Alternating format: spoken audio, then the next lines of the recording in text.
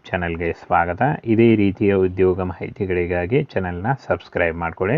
ಹಾಗೆ ಇದುವರೆಗೂ ಯಾರು ನಮ್ಮ ಟೆಲಿಗ್ರಾಮ್ ಮತ್ತು ವಾಟ್ಸಪ್ ಗ್ರೂಪ್ಗಳಿಗೆ ಜಾಯ್ನ್ ಆಗಿಲ್ಲ, ಈಗಲೇ ಜಾಯ್ನ್ ಆಗಿ ಹೆಚ್ಚಿನ ಉದ್ಯೋಗ ಮಾಹಿತಿಗಳಿಗಾಗಿ. ಫ್ರೆಂಡ್ಸ್, ಕರ್ನಾಟಕ ಲೋಕಸೇವಾ ಆಯೋಗದಿಂದ ನೋಡಿ, ಇಲ್ಲಿ Karnataka public service commission, Karnataka ಲೋಕಸೇವಾ ಆಯೋಗದಿಂದ ಹೊಸ ಅಧಿಸೂಚನೆ ಬಿಡುಗಡೆಯಾಗಿದೆ ನೋಡಿ.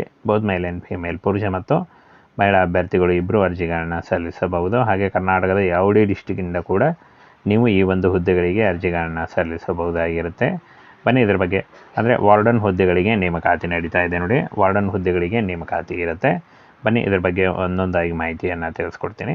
ಕರ್ನಾಟಕ ಹಿಂದುಳಿದ ವರ್ಗಗಳ ಕಲ್ಯಾಣ ಇಲಾಖೆ, ಸಮಾಜ ಕಲ್ಯಾಣ ಇಲಾಖೆಯಲ್ಲಿ ಖಾಲಿ ಇರತಕ್ಕಂಥ 825 ಹಾಸ್ಟೆಲ್ ವಾರ್ಡನ್ ಉದ್ಯೋಗಗಳಿಗೆ ನೇಮಕಾತಿಯ ಹೊಸ ಅಧಿಸೂಚನೆ ಆಗಿರುತ್ತೆ ನೋಡಿ. ಬೋತ್ ಮೇಲ್ ಆ್ಯಂಡ್ ಫಿಮೇಲ್, ಪುರುಷ ಮತ್ತು ಮಹಿಳಾ ಅಭ್ಯರ್ಥಿಗಳು ಇಬ್ಬರು ಅರ್ಜಿಗಳನ್ನು ಸಲ್ಲಿಸಬಹುದು.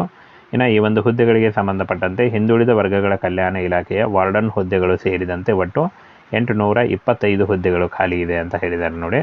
ಇನ್ನು ಫ್ರೆಂಡ್ಸ್, ಈ ಒಂದು ಹುದ್ದೆಗಳಿಗೆ ಅಫಿಷಿಯಲ್ ವೆಬ್ಸೈಟ್ಗೆ ಹೋಗಿ ನೀವು ಅರ್ಜಿಗಳನ್ನು ಸಲ್ಲಿಸಬಹುದು.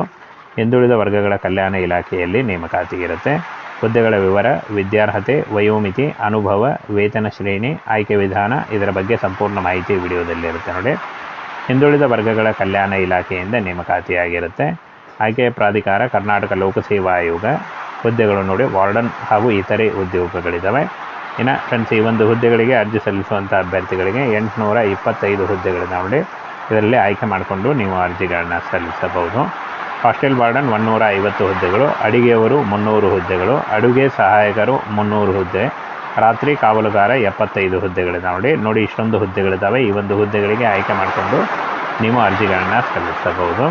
ಇನ್ನು ವಿದ್ಯಾರ್ಹತೆ SSLC, PUC ಹಾಗೂ ಎನಿ ಡಿಗ್ರಿ ಮಾಡಿದಂಥ ಅಭ್ಯರ್ಥಿಗಳು ಈ ಒಂದು ಹುದ್ದೆಗಳಿಗೆ ಅರ್ಜಿಗಳನ್ನು ಸಲ್ಲಿಸಬಹುದು. ಹಾಗೆ BEd ಕೇಳಿದ್ದಾರೆ ನೋಡಿ, BEd ಆಗಿದ್ದರೂ ನೀವು ಅರ್ಜಿಗಳನ್ನು ಸಲ್ಲಿಸಬಹುದು. ಇನ್ನು ವಯೋಮಿತಿಯನ್ನು ನೋಡೋದಾದರೆ 18ರಿಂದ 35 ವರ್ಷ, OBC ಅಭ್ಯರ್ಥಿಗಳಿಗೆ 3 ವರ್ಷ ಮತ್ತು SC/ST ಅಭ್ಯರ್ಥಿಗಳಿಗೆ 5 ವರ್ಷಗಳ ವಯೋಮಿತಿ ಸಡಿಲಿಕೆ ಕೂಡ ಇರುತ್ತೆ ನೋಡಿ. ಆದಷ್ಟು ನಿಮ್ಮ ವಯಸ್ಸನ್ನು ಲೆಕ್ಕಾಚಾರ ಮಾಡಿಕೊಂಡು ನೀವು ಅರ್ಜಿಗಳನ್ನು ಸಲ್ಲಿಸಬಹುದು.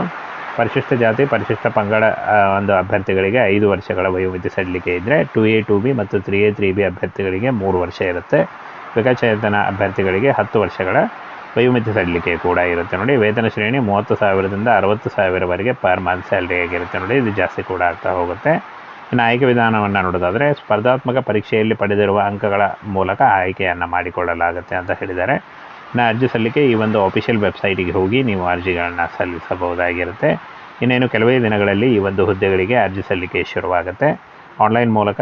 ಇನ್ನೇನು ಕೆಲವೇ ದಿನಗಳಲ್ಲಿ ಈ ಒಂದು ಹುದ್ದೆಗಳಿಗೆ ಅರ್ಜಿ ಸಲ್ಲಿಕೆ ಶುರುವಾಗುತ್ತೆ ನೋಡಿ. ಆಗ ನೀವು ಆನ್ಲೈನ್ ಮೂಲಕ ಅಫಿಷಿಯಲ್ ವೆಬ್ಸೈಟಿಗೆ ಹೋಗಿ ಆನ್ಲೈನ್ ಮೂಲಕ ಅರ್ಜಿಗಳನ್ನು ಸಲ್ಲಿಸಬಹುದು.